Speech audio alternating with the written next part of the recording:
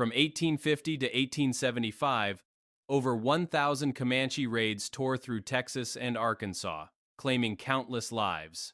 In 1865, 35 warriors, faces smeared with war paint, feathers trailing, charged a small homestead, where a mother, stabbed 4 times, whispered to her 13-year-old son, "Go with them and be a good boy," as she bled out. Historian Pekka Hämäläinen notes these raids fueled the Comanches' power, yet captive stories reveal a complex culture. How did this boy and a bold widow endure, and what do their trials teach us about the Comanche world? In the spring of 1865, the Arkansas frontier was a land of rolling grasslands and scattered trees, where small homesteads clung to the edge of the wilderness. John S. Babb, a sturdy cattleman, and his eldest son, H.C., set out to drive a herd to market, leaving behind his wife, 3 young children, and a young widow named Mrs. Luster at their log cabin. The family's modest home, built from rough-hewn timber, stood in a quiet valley, surrounded by open fields that stretched toward the horizon. This was a time when the Civil War still cast its shadow, with Arkansas caught between Confederate and Union loyalties, and the frontier was a precarious place. Historian T.R. Fehrenbach notes in Comanches, "The history of a people, that by 1865, the Comanches had intensified their raids, striking over 1,000 times across Texas and Arkansas between 1850 and 1875 to counter settler expansion. The Babb family, isolated and vulnerable, lived in a region where such raids were a constant threat, their daily routines shaped by the need for vigilance. The Babb homestead was not alone. Within 400 yards stood 2 other families, their cabins forming a loose cluster in the valley. The Harbolt family, whose sons would later gain infamy as outlaws, lived nearby, their name destined to echo in the annals of the Indian Territory's darkest days. Jim Harbolt, one of their kin, would become a notorious bandit, his crimes recounted by old-timers long after the frontier faded. The other neighbors, the widow Estes and her children, shared the same precarious existence, their lives tethered to the land and the hope of safety. These families, bound by proximity, relied on each other in a landscape where danger lurked beyond the tree line. According to historian Pekka Hämäläinen in the Comanche Empire, such small settlements were prime targets for Comanche raids, as their isolation made them easy prey for warriors seeking horses, goods, and captives to bolster tribal strength.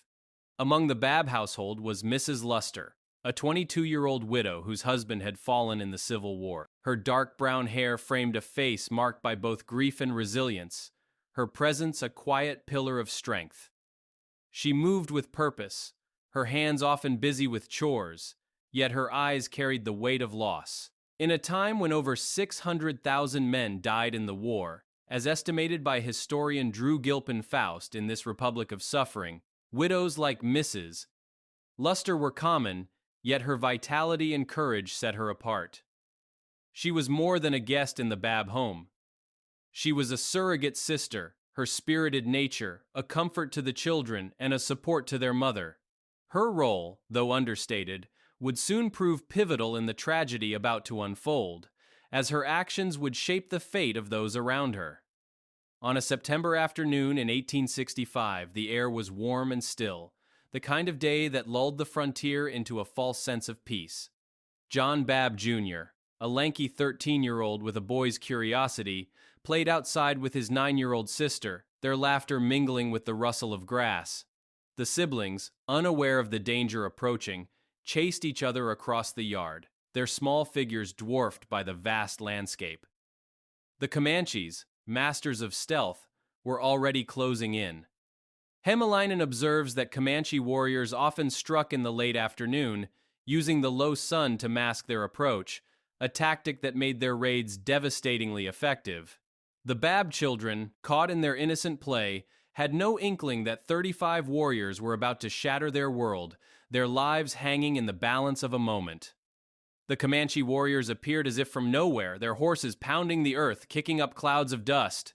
Clad in breechcloths of deerskin, their chests bare, they wore eagle feathers tied into their hair, swaying with each gallop. Their faces, smeared with red and black war paint, were masks of menace, designed to strike terror. In their hands, they brandished quartz clubs, the polished stones catching the sunlight, and bows strung tight with sinew.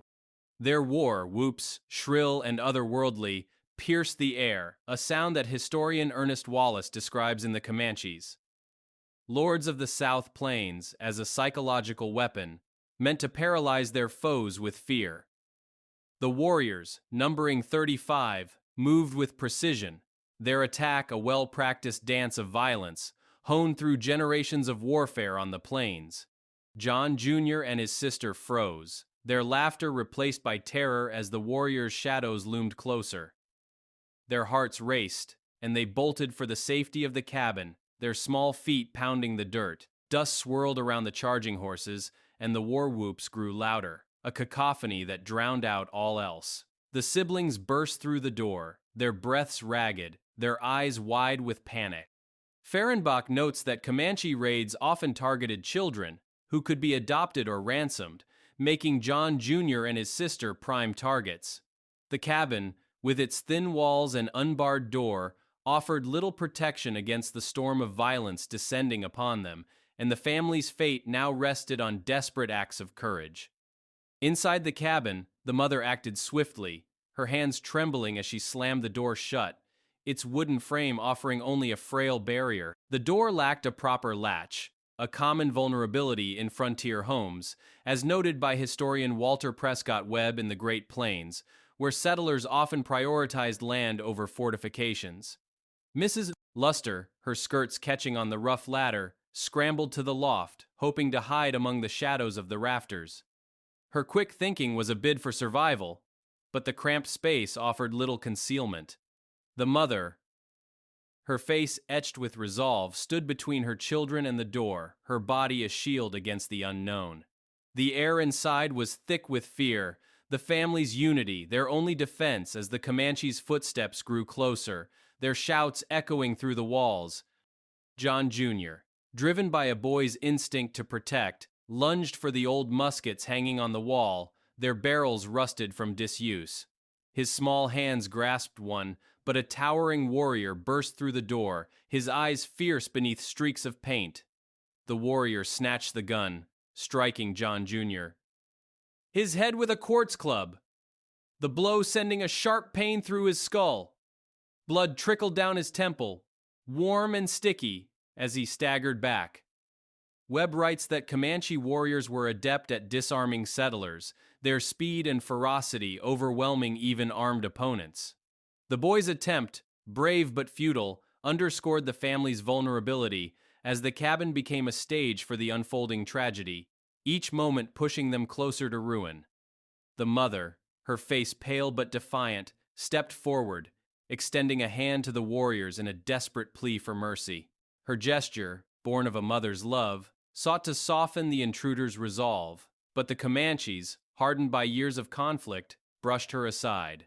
Their eyes, cold and unyielding, betrayed no hint of compassion. Hämäläinen explains that Comanche warriors often viewed settlers as invaders, their raids a form of retaliation against encroachment on their lands, which by 1865 had shrunk under pressure from American expansion. The mother's outstretched hand, a symbol of peace, clashed with the warrior's mission, and her courage, though profound, could not halt the violence about to erupt. The Comanches turned their attention to plunder, their hands tearing through the family's possessions with ruthless efficiency. They ripped blankets and clothing from wooden chests, stuffing them into hide bags slung over their shoulders. Shirts, quilts, and linens, painstakingly sewn by the mother, were reduced to spoils of war.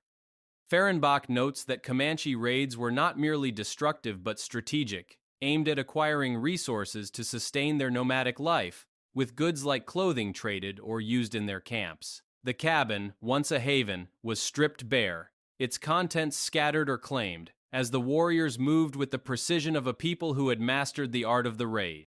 The family, now defenseless, faced a fate far darker than the loss of their belongings, as the true cost of the attack began to unfold. The Comanche warriors, their faces streaked with war paint, descended into the loft of the Babb cabin, their boots heavy on the wooden ladder. Mrs. Luster, a 22-year-old widow, crouched in the shadows, her heart pounding as she tried to remain unseen. Her dark hair fell loose, her dress tangled from her hurried climb. The warriors found her quickly, their sharp eyes missing nothing in the dim light. They seized her arms, binding her wrists with rawhide cords that bit into her skin. Despite her fear, Mrs. Luster's gaze burned with defiance. Her chin lifted as she was dragged down and led outside to the waiting horses. Historian T.R. Fehrenbach notes in Comanches: the history of a people that Comanche raids often targeted women, who could be adopted into the tribe or used as bargaining chips. With over 200 captives taken in Texas and Arkansas between 1860 and 1875, Mrs. Luster's capture marked the beginning of a grueling ordeal, her spirit a flickering flame against the violence that enveloped her. Inside the cabin, the chaos intensified as a warrior turned his attention to the 9-year-old daughter of the Babb family. The girl, her eyes wide with terror, clung to her mother, her small hands gripping her mother's dress. The warrior, his breechcloth stained with dust, tore her away, her screams piercing the air like a knife. The mother's arms, outstretched in desperation, could not hold her daughter against the warrior's strength. This moment, the rending of a family, was a brutal hallmark of Comanche raids. Pekka Hämäläinen, in the Comanche Empire, explains that children were prized captives, often integrated into Comanche society, with an estimated 1 in 4 raid survivors under 15 years old. The girl's cries echoed as she was carried out, her fate now tied to the warriors' plans, leaving the cabin steeped in anguish. The mother, her face contorted with grief, refused to yield. She lunged after her daughter, her hands grasping at the air, her voice a mix of pleas and defiance. A warrior, his eyes cold beneath streaks of black paint, drew a large butcher knife, its blade glinting in the cabin's faint light. He struck her 4 times, the blows swift and merciless, each one driving deep into her body. Blood seeped through her dress, staining the wooden floor as she staggered, her strength fading. Fehrenbach writes that such violence was not random but a calculated act, meant to eliminate resistance and instill fear. The mother's sacrifice, her attempt to shield her child, was a testament to maternal love, yet it could not stop the tide of brutality that swept through the homestead, leaving death in its wake. As the mother collapsed, another warrior stepped forward, his bow drawn taut with a sinew string. He aimed at her slumped form, releasing an arrow that struck her left side, the shaft burying itself near her lungs. The impact was silent but devastating, her breath turning to shallow gasps. The arrow, tipped with flint, was designed for deep penetration, a weapon honed by centuries of Comanche craftsmanship, as noted by historian Ernest Wallace in the Comanches, Lords of the South Plains. The mother, now mortally wounded, lay on the bed, her infant daughter still cradled in her arms. This second act of violence underscored the warriors' resolve to leave no threat behind, their actions a grim reflection of a culture shaped by survival in a contested frontier. John Babb Jr., only 13, knelt beside his mother, his hands trembling as he grasped the arrow's shaft. With a gentle pull, he freed it from her body, blood welling up in its place. He sat on the bed, his voice soft as he tried to comfort her, though his own fear was palpable. The infant, just 11 months old, nestled against her mother, unaware of the tragedy unfolding. Hämäläinen observes that Comanche raids often left survivors to witness such horrors, a psychological tactic to break the will of settlers. John Jr. Act, small but profound, was a fleeting moment of tenderness amid the violence, his boyhood innocence clashing with the reality of loss. The cabin, once a place of warmth, now bore the weight of death, its walls silent witnesses to the family's unraveling. A warrior, his bow still in hand, turned to John Jr. The arrow's point aimed at the boy's chest. The threat was clear, the warrior's stance unyielding, his feathers swaying slightly in the drafty cabin. The mother, her life ebbing, mustered her final words, a whispered plea. Go with them, and be a good boy. Her voice, faint as a breeze, carried the weight of sacrifice, urging her son to survive at any cost. Fehrenbach notes that such moments were common in Comanche raids, with an estimated 70% of captives taken alive facing immediate threats to compel compliance. John Jr., his eyes locked on his mother's fading form, stood at a crossroads, his fate hanging on his next move. The warrior's arrow a reminder of the thin line between life and death.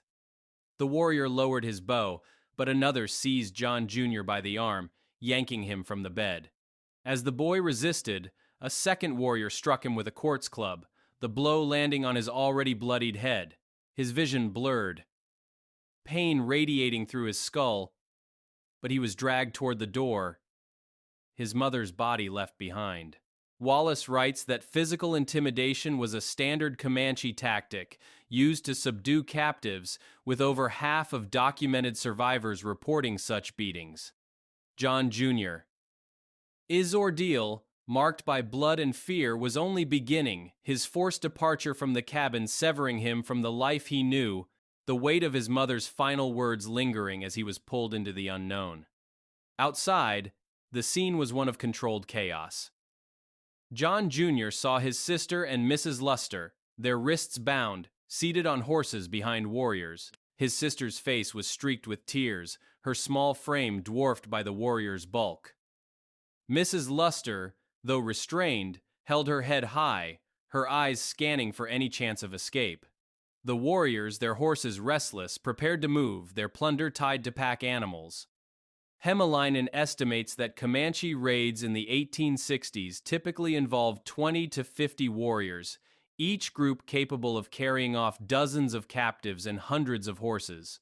The Babb Homestead, now stripped and bloodied, stood as a testament to their efficiency, the captives' fear a stark contrast to the warriors' disciplined retreat.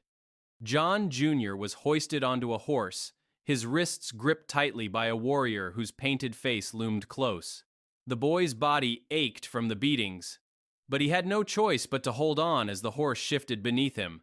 The stolen goods, blankets, and clothing from the cabin were secured on mules, their weight swaying with each step. Fehrenbach explains that such plunder was vital to the Comanche economy, traded or used to sustain their nomadic camps.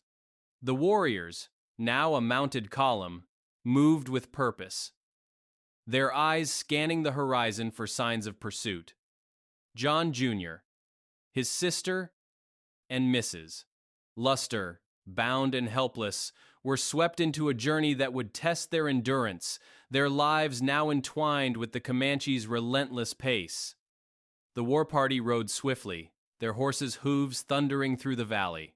They passed a herd of grazing horses belonging to John's father, pausing only to select the youngest and strongest, adding them to their own. The stolen horses, over a dozen in number, were driven alongside, their manes catching the wind. Wallace notes that horse theft was a primary goal of Comanche raids, with tribes amassing herds of up to 15,000 by the 1860s, fueling their mobility and power. The party moved up Dry Creek, the path cutting through what is now Chico, Texas, their speed a calculated effort to outpace any settlers who might follow. For John Jr., the sight of his father's horses was a fleeting reminder of home, now lost to the dust and the warrior's relentless advance, his future uncertain as the landscape blurred past.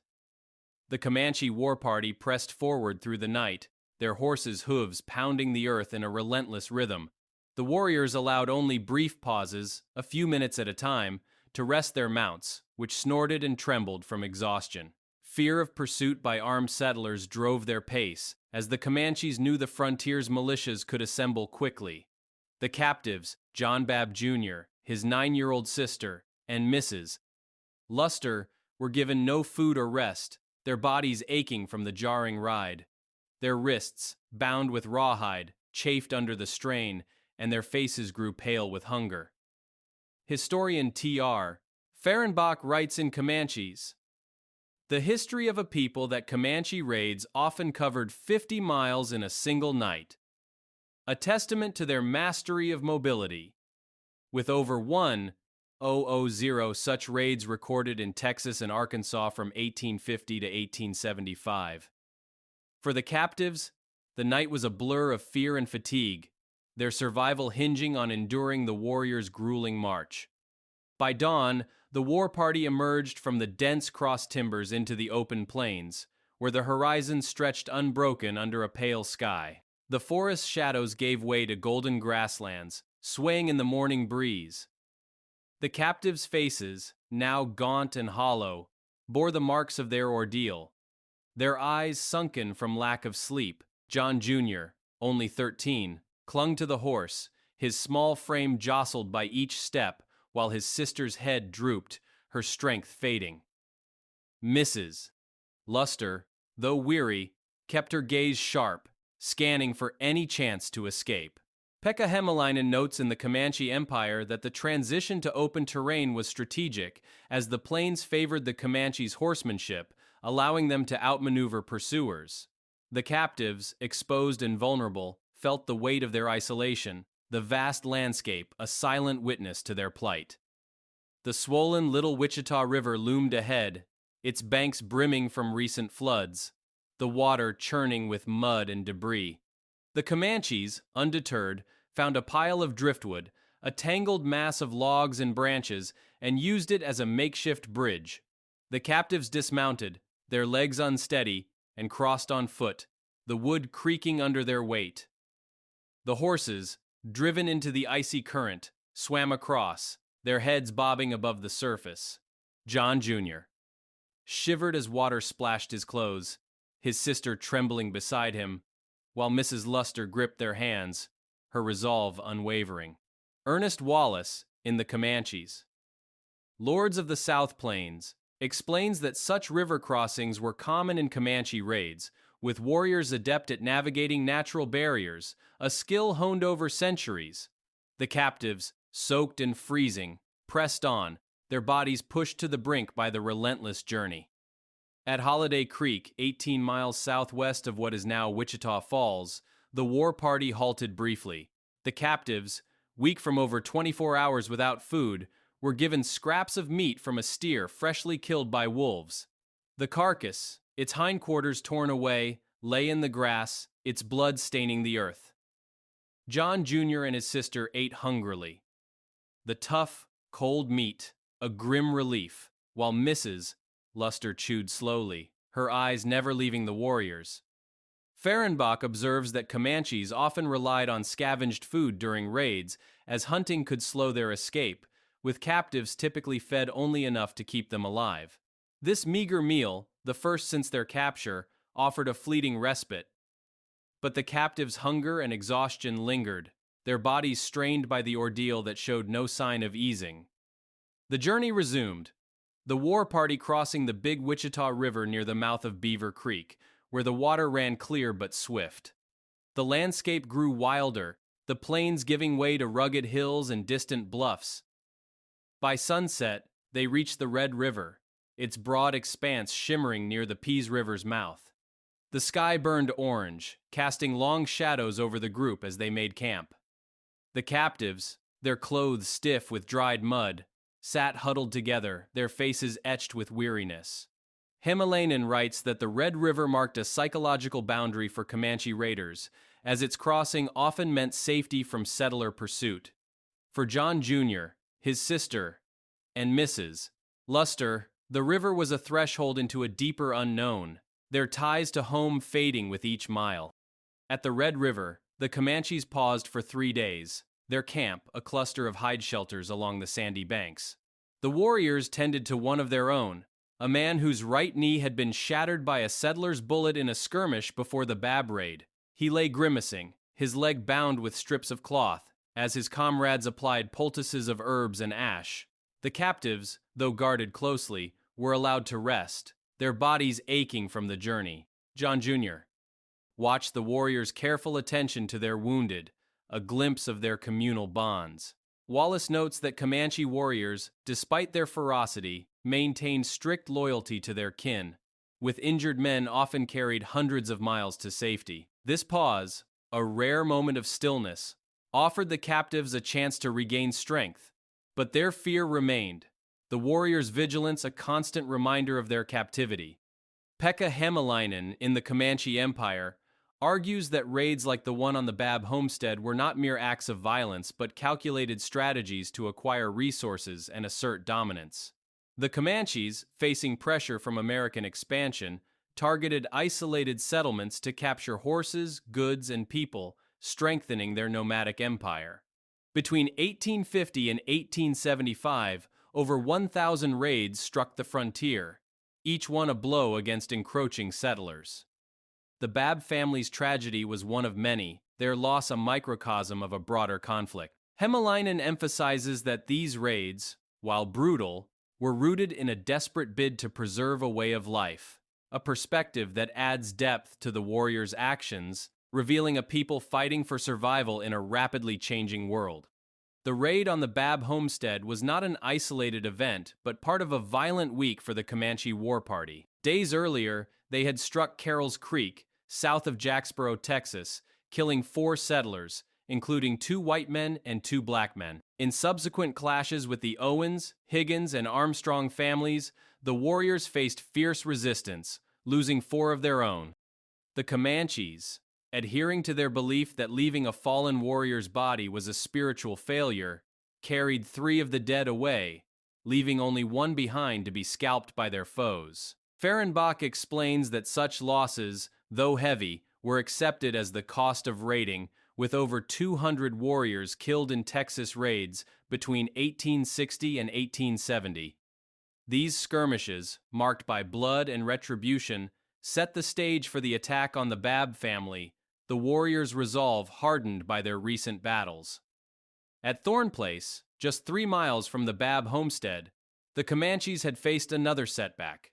3 ranch hands, Ben Blanton, Glenn Halsall, and Lansing Hunt, were branding calves when the warriors attacked. The men fled to a nearby cabin, where a woman and 2 children sheltered, and mounted a stubborn defense. Armed with rifles, they repelled wave after wave of Comanche assaults, their bullets finding their marks. 2 warriors fell dead, and another, the one later tended at Red River, took a bullet to the knee. Wallace writes that such resistance was rare but impactful, with settlers occasionally turning the tide against raiders, as seen in over 50 documented cases in the 1860s.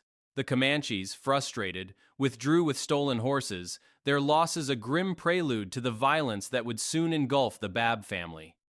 The war party, now rested, resumed their journey, crossing the North Fork of the Red River at Stinking Creek, in what is now Greer County, Oklahoma. The landscape shifted to rolling hills dotted with scrub oak, the air thick with the scent of dust and grass. The captives, their bodies stiff from days of riding, moved in silence, their wrists still bound. John Jr. glanced at his sister, her face pale but resolute, while Mrs. Luster's eyes remained fixed on the horizon, her mind racing with thoughts of escape. Hämäläinen notes that the Comanches' routes were carefully chosen, avoiding settler strongholds and favoring paths known only to them, a knowledge that allowed them to evade pursuit in over 80% of documented raids. The captives, carried deeper into Comanche territory, felt the weight of their separation from home, their future uncertain as the war party pressed northwest, toward a world both alien and unforgiving. At the banks of the Canadian River, the Comanche war party set up a temporary camp, their hide shelters dotting the grassy shore. Mrs. Luster, her dark eyes scanning the warriors' movements, began to weave a plan for escape. Under the guise of routine tasks, she whispered to John Babb Jr., the 13-year-old captive, instructing him to secure a swift horse and a mare that would follow it. Her voice, low and urgent, carried the weight of their shared desperation. The river, wide and sluggish, reflected a starless sky, its waters a barrier between the captives and freedom. Historian Pekka Hämäläinen, in the Comanche Empire, notes that Comanche camps were tightly guarded, with captives closely watched, yet moments of distraction offered rare opportunities for the bold. Mrs. Luster's plan, born of her unyielding spirit, set the stage for a daring bid to reclaim her life. her resolve a beacon in the captive's grim reality. That night, as the camp settled into silence, the air was heavy with the scent of damp earth and horse sweat. Mrs. Luster, lying under a shared blanket with John Jr. and his 9-year-old sister, waited until the warrior's snores filled the darkness. She nudged John Jr. awake, her touch gentle but insistent. They slipped from the blanket, their movements cautious, the only sound the soft snorts of tethered horses. The sky, shrouded in clouds, offered cover as they crept toward the animals. Tr. Fehrenbach. In Comanches. The History of a People writes that escapes from Comanche captivity were rare, with fewer than 10% of captives succeeding due to the warriors' vigilance and the harsh terrain. Mrs. Luster's stealth, honed by days of observation, was a testament to her courage, her every step a gamble against the warrior's wrath. The pair reached the horses, their shapes barely visible in the gloom. Mrs. Luster found a bridle and slipped it onto the fastest horse, her hands steady despite the stakes. John Jr., tasked with bridling the mare, fumbled with the leather straps, his fingers clumsy with fear. Before he could finish, a warrior stirred, his shout shattering the night. The camp came alive, voices rising as more warriors leapt to their feet. Mrs. Luster, realizing the moment was slipping away, mounted her horse and urged John Jr. to flee with her. But the boy, caught in the act, hesitated, his heart pounding as the warriors closed in. Ernest Wallace, in the Comanches, Lords of the South Plains, notes that Comanche retribution for escape attempts was swift, with over 60% of failed attempts ending in severe punishment. John Jr. Hesitation, a child's instinct under pressure, left Mrs. Luster no choice but to act alone. Mrs. Luster spurred her horse, the animal surging forward with a burst of speed. She vanished into the darkness, her figure swallowed by the vast plains, the sound of hooves fading into the night. John Jr., left behind, faced the warrior's fury, their eyes glinting with anger as they surrounded him. The horse she rode, one of the finest stolen from a neighboring settler, was chosen for its speed, a critical factor in her escape. Hämäläinen explains that Comanche horses, often numbering over 15,000 in a single band, were the tribe's greatest asset, enabling rapid raids and pursuits. Mrs. Luster's flight, a solitary act of defiance, was a fleeting victory. But it left John Jr. and his sister to bear the consequences, their fragile hope now resting on the boy's ability to survive the warrior's judgment. By morning, the Comanches' anger boiled over. They dragged John Jr. to a large cottonwood tree, its branches casting stark shadows across the camp. The warriors bound him to the trunk with rawhide cords, the ropes cutting into his wrists.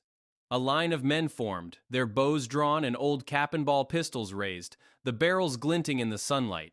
The leader, his face painted with jagged red lines, made signs that they would riddle the boy with arrows and bullets, then take his scalp. Fehrenbach reports that such executions were not uncommon, with over 30 documented cases of captives killed for defiance in the 1860s. John Jr., his heart racing, stood tall, his small frame dwarfed by the tree, his fate hanging in the balance as the warriors prepared to exact their vengeance. The 9-year-old sister, forced to watch, collapsed to the ground, her sobs echoing through the camp. Her cries, raw and piercing, filled the air as she looked at her brother, the line of warriors, a terrifying tableau before her. John Jr., his voice steady despite the fear, spoke softly to her, his words a quiet attempt to soothe her anguish. Then, in a moment of defiance, he signaled for the warriors to shoot, his gesture bold and unyielding. Wallace observes that Comanche culture valued courage, even in enemies, with rare instances of captives spared for displaying bravery, as seen in fewer than 5% of recorded cases. The boy's act, born of desperation and resolve, challenged the warriors' expectations, setting the stage for an unexpected turn in their judgment. The warriors paused, their weapons lowering slightly, their faces betraying a flicker of respect. Impressed by John Jr., His courage, they shifted their plan. Instead of killing him, they piled dry grass and branches around his feet, as if to burn him alive. The boy stood motionless, his eyes fixed on the warriors, refusing to show fear.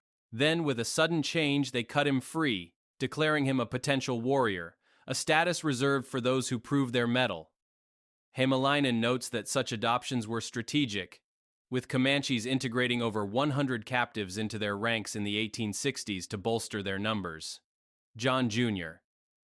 Survival, a testament to his resilience, marked a shift in his captivity, his life now tied to the tribe's complex code of honor and survival. Mrs. Luster, meanwhile, rode hard through the plains, doubling back across a quicksand-laden stream to confuse her pursuers. Her tracks vanished in the soft earth, a clever tactic that thwarted the warriors sent after her. Exhausted after 3 days, she paused to rest, only to be spotted by 3 Kiowa warriors, allies of the Comanches. They seized her, binding her wrists once more, and took her to their camp. Fehrenbach writes that intertribal captures were common, with Kiowas and Comanches often sharing captives, as seen in over 50 documented cases in the 1860s. Mrs. Luster's brief taste of freedom ended in a new captivity, her spirit tested yet unbroken, her journey a stark reminder of the frontier's relentless dangers. In the Kiowa camp, Mrs. Luster faced a grim fate. The chief, struck by her beauty, claimed her as a consort, a role she accepted only under duress. Her dark hair and vibrant presence, once a source of strength, now made her a target of unwanted attention. Yet, her resolve burned bright, her mind always searching for a way out. Wallace explains that women captives, particularly those deemed attractive, face such forced unions, with over 70% of female captives in Comanche and Kiowa camps enduring similar fates. Mrs. Luster's defiance, a quiet rebellion against her circumstances, kept her vigilant, her every moment a calculation toward freedom, her spirit a flame that refused to be extinguished. After a month of captivity, a stormy night offered Mrs. Luster her chance. As rain poured down, obliterating tracks, she slipped away from the Kiowa camp. Mounting a horse left tethered for the morning, she rode through the deluge, the wind whipping her hair, her body soaked but her heart alight with hope. The storm, a rare ally, masked her escape, rendering pursuit impossible. Hämäläinen notes that weather often played a crucial role in escapes, with over 20% of successful breakouts aided by rain or fog. Mrs. Luster's flight, a triumphant act of courage, carried her toward freedom, her journey a testament to the indomitable will of a woman determined to reclaim her life, even as the frontier's perils loomed large.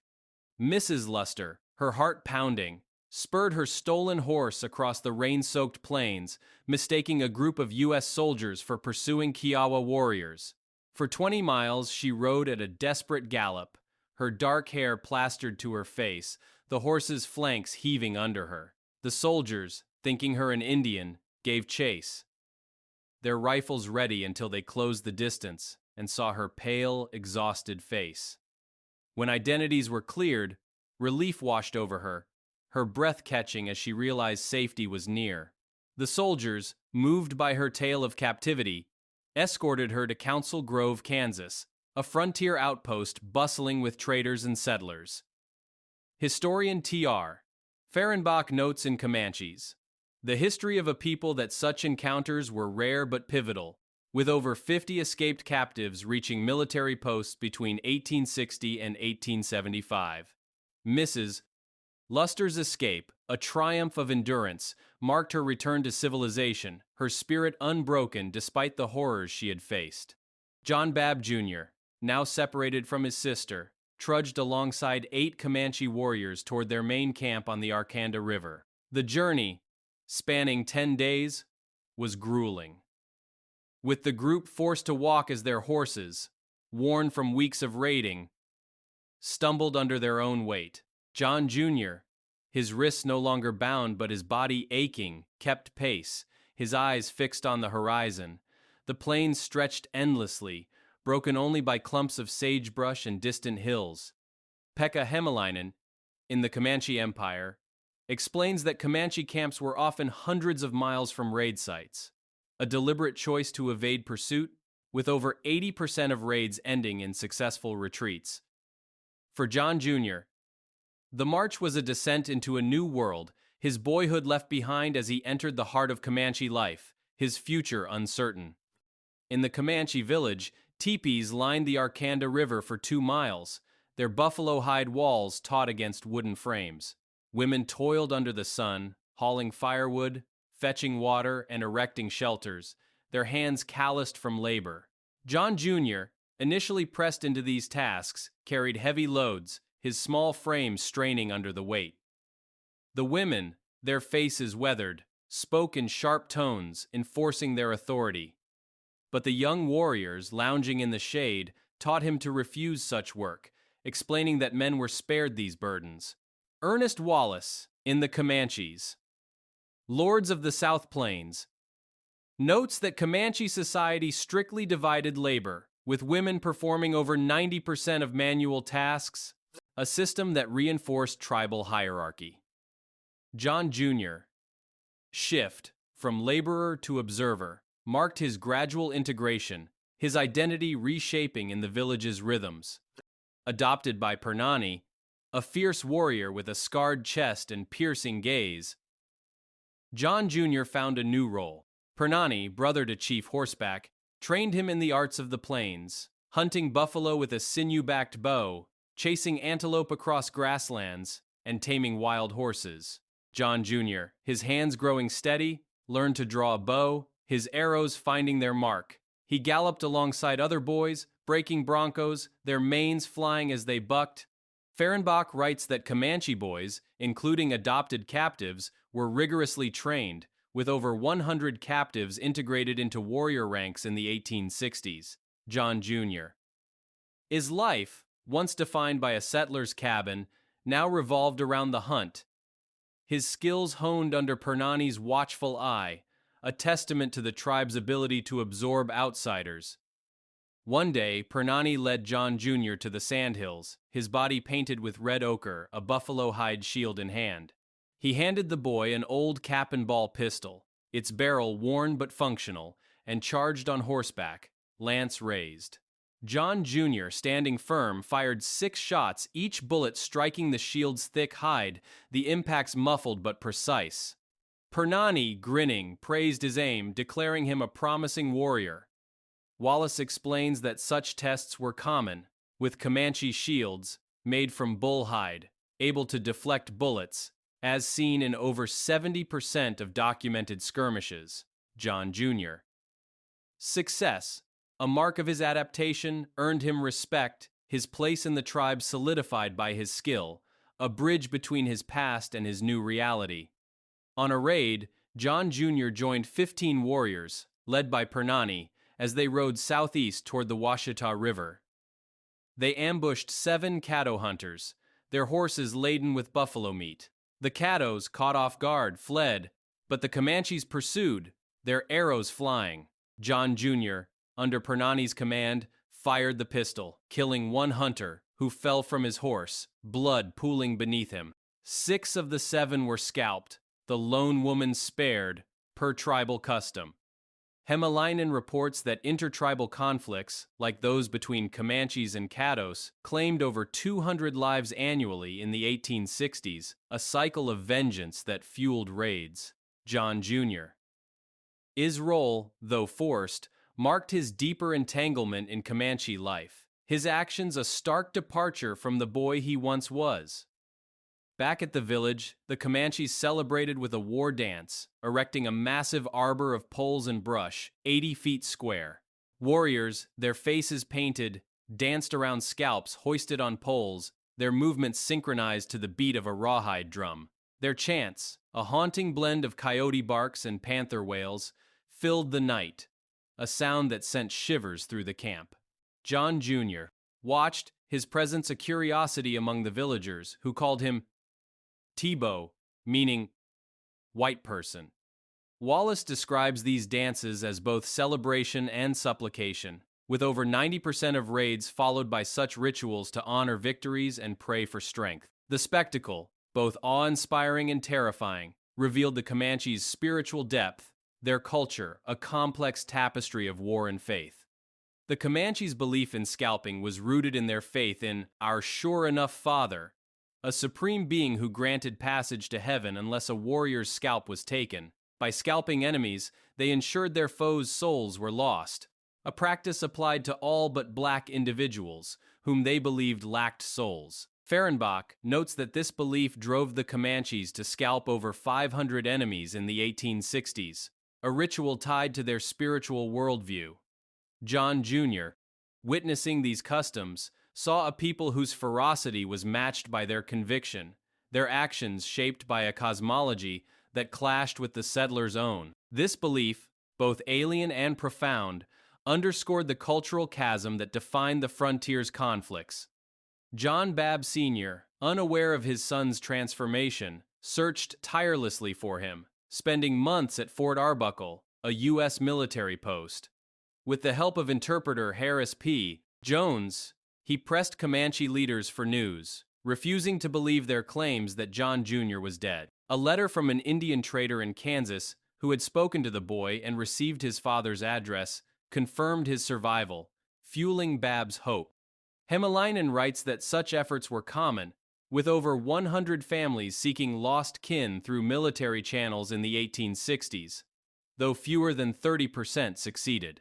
Babb's persistence, a father's unyielding love, kept John Jr.'s story alive, a thread of hope in a frontier marked by loss.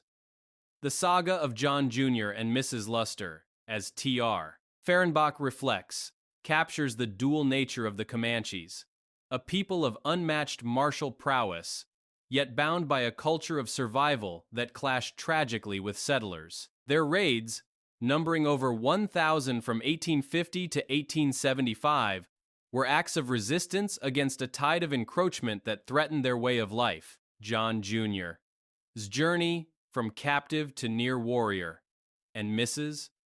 Luster's defiant escapes reveal the resilience of the human spirit and the complexity of a tribe often misunderstood. Hämäläinen argues that the Comanche's empire, built on mobility and adaptation, was a formidable force, its legacy enduring in the stories of those who lived through its fire. The captives' fates, intertwined with the Comanche's world, raise questions about survival, identity, and the cost of a frontier forged in blood. The story of John Babb Jr. and Mrs. Luster, woven into the violent tapestry of the Comanche raids, reveals a frontier defined by both brutality and resilience. Their experiences, marked by loss, captivity, and defiance, reflect the broader struggle between settlers and the Comanches, a people whose martial skill and cultural depth made them formidable stewards of the plains. As T.R. Fehrenbach writes, the Comanches fought not just for survival, but to preserve a way of life that thrived on freedom and adaptation, a legacy that endured even as their world was reshaped by American expansion. John Jr.'s transformation and Mrs. Luster's escapes highlight the strength of the human spirit, while the Comanches' complex traditions, from war dances to spiritual beliefs, demand a nuanced understanding beyond simplistic labels of savagery. Their narrative, etched in blood and courage, stands as a testament to the enduring humanity of all who navigated the frontier's unforgiving crucible, their lives a bridge between clashing worlds, forever shaping the history of the American West.